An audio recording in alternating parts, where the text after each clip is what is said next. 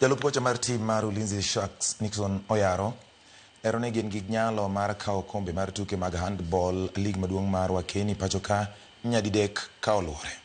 Ma biro tok timno higa ma gin joloch tuke gi season mokalo. Chako makare tuke mag season ni kama ne giloyo tim mar Mbalariany ma Kenyatta gonde 32-22 tugo mano bagi alap ma Nyayo National Stadium.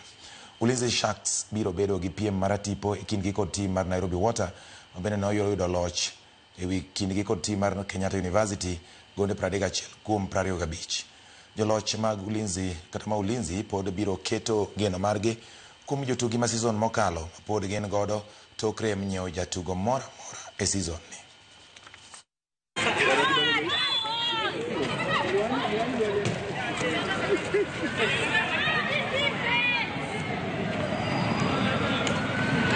We have done our best.